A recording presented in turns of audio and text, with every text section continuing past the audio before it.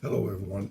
I wanted to make a video today, and I'm going to be in Genesis 24, 1 through 21, I think. But let me first tell you that Genesis 2:18 said, "And the Lord said, it is not good that man should be alone. I will make him and helpmeet." All the days that he made, he said it is good. Then he'd do another day, he'd say it's good. But when he got to the man being alone, he said it is not good. So that is something that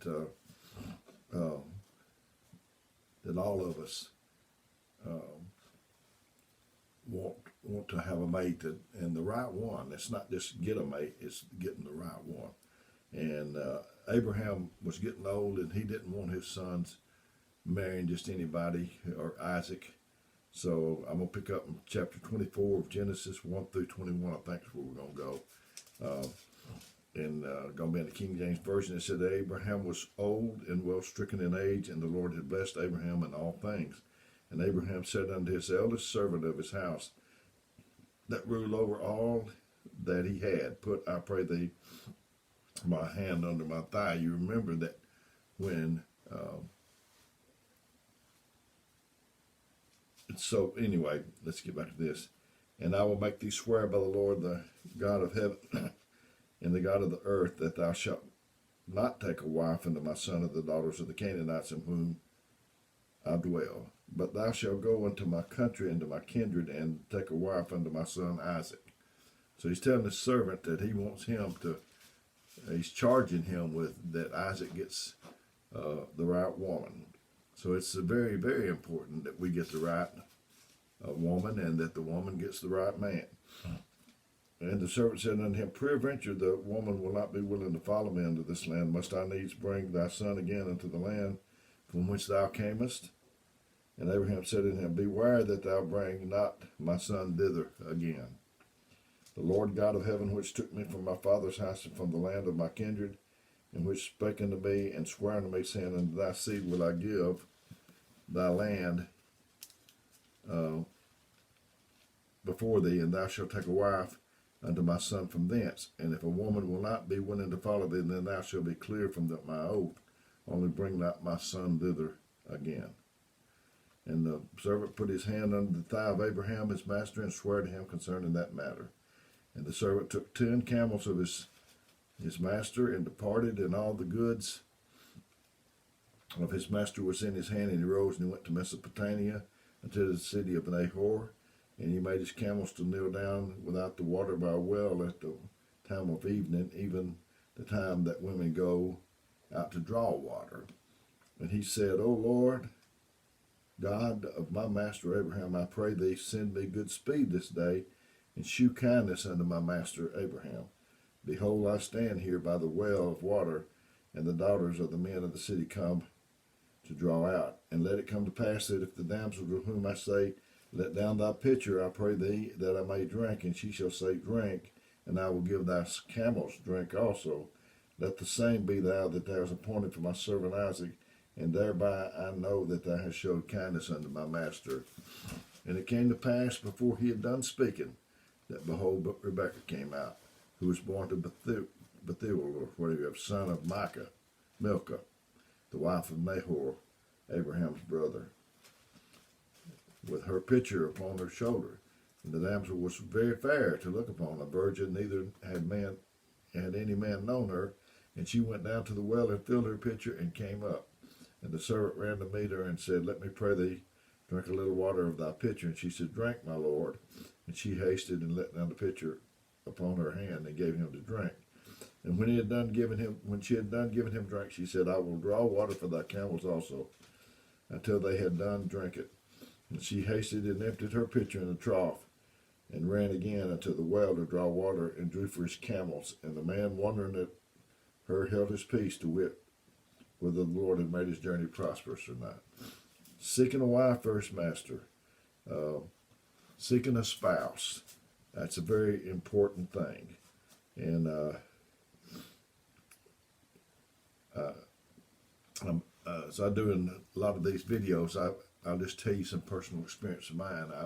was a worldly boy. Didn't know nothing about living for the Lord. And my family didn't go to church. And I was getting the age that I needed to be married. And I didn't know the Lord.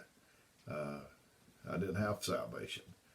And I had saw girls in high school that they might have been a lot of fun to be around or whatever, but I didn't see one that I wanted to settle down the rest of my life. And so my brother, Dwayne, that passed away, he could seem like get a date with anybody, any of them girls. He was 2 years behind me. I'd already graduated and been graduated for a couple of years. And he said over a year or whatever. And he worried him that I didn't go out on a date. And I was just waiting on the right one. And I didn't even know the Lord. And he got me a date with a senior maid, and he got me a date with a sophomore maid. And he said, "You want me to get you another date?" And he said, how was that date? And I said, they were good, but no, I don't want any more. So my wife, I had seen her one time, and I just didn't know who she was. So I saw her at church, and my aunt was not a good cook. I might have mentioned some of this on another video, but my aunt was not a good cook, and she asked my mother if Dwayne would go over there and meet Melinda. And my mother said, I'll send Dale, see if Dale won't come. So I went over there with no expectation. I just knew I wanted someone that I could be with the rest of my life. I could trust her. She could trust me. And so I met Melinda, and it didn't just take off like a rocket, but after a little while, I got where I couldn't stay away and not see her.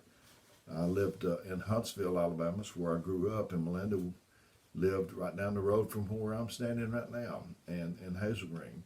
And I had to drive 23 miles to get to see Melinda. And I would get off work 5:30, 6 o'clock and drive out here because I just could not bear to be away from her. And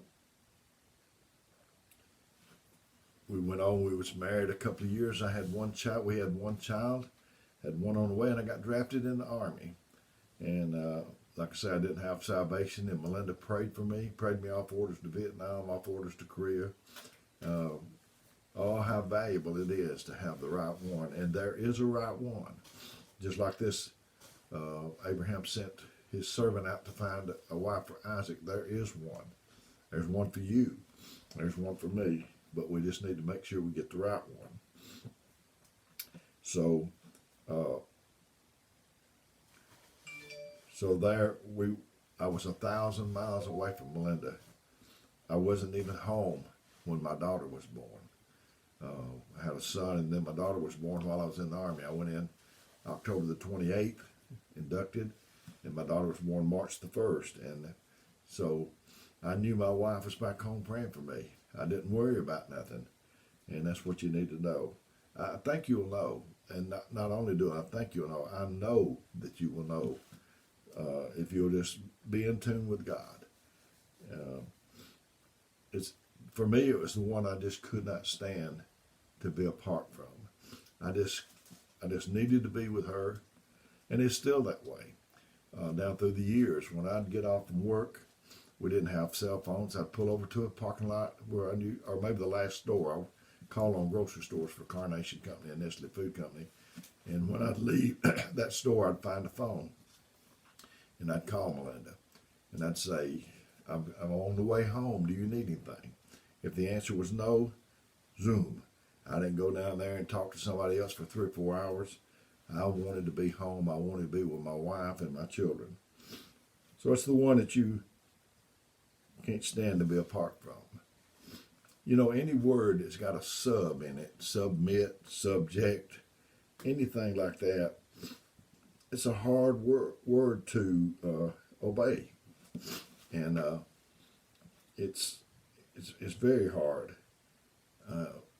So make sure that you can do that that you can submit and being subject. And it's not, they say it's 50-50. It's not 50-50. To me, it's 100-100. 100% for both ones. In the marriage ceremony, you know, I've performed many marriages. And in there it says to the groom, I and the groom take thee, call them out of the bride's name, to be my wedded wife, to have in the whole from this day forward, for better, for worse, for richer, for poor, in sickness and in health. And there's going to be some sickness on both sides.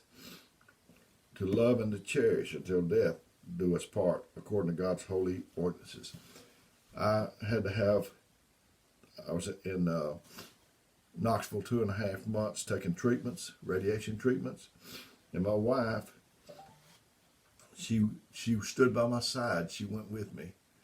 And when I got back home, everything went pretty good for a while.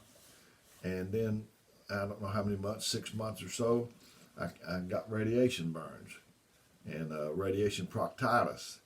And it was awful. But I had my wife there. And, you know, you read the vows to the couple. I've never had one when I was reading them in the wedding ceremony. Said, well, wait a minute, give me 5 minutes and let me think about this and I'll get back with you. No, they say I do. And you can say more and weddings don't last long, just a few minutes. You can say more in 10 minutes, 20 minutes if they last that long. Then you can get done in 20 years. So be careful. And after they tell me that they agree to do that and we complete the ceremony, then we have to come back, us ministers, in the pulpit and remind them of what they agreed upon that day or night or whatever it was. So marriage it can be the best thing that happened to a person. I rank it up there right under my salvation is my marriage. I didn't grow up in a peaceful home. I've recounted to you before, my dad was an alcoholic, and it was not peaceful. And I made up my mind that that's what I wanted, was a peaceful home. Didn't know the right thing. Didn't know where she was at, like in this I read to you. And but I knew that that's what I wanted, was a peaceful home. If you want it, if you want that, what we're talking about right here, what I'm talking about, you will make some sacrifices, and you'll put that first on your list, or second, your salvation, and then your spouse, and that's what you do. I'm gonna tell you this real quick. I told it in another video. I trained people, but this one boy, I didn't train him. He was out of Montgomery. We had a district meeting, and the district manager, he was an older type guy, and he got up with a blood and guts speech about Carnation Company had to come first, no matter what it took. And we had a company car we drove around. They provided everything. I think we paid $25 a month, and which was a good deal. They repaired it. They provided the gas, get it washed for you, whatever. And that young man went and he told him, he said, Mr. Williams, here's the keys to my company car. And he said, what are you doing, son? And he said, well, you got up and you said Carnation had to be first, sound like first, second, third, and whatever. He said, first is God, and then my church, and then my family. And I don't even see Carnation Company in the rearview mirror anywhere.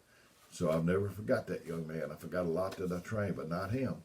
But anyway, I know it sounds like how am I going to do this kind of thing? But God will help you. And when you get it completed, you'll be so glad that you waited and sought and got the right one. So may God bless you in your life until we see each other again.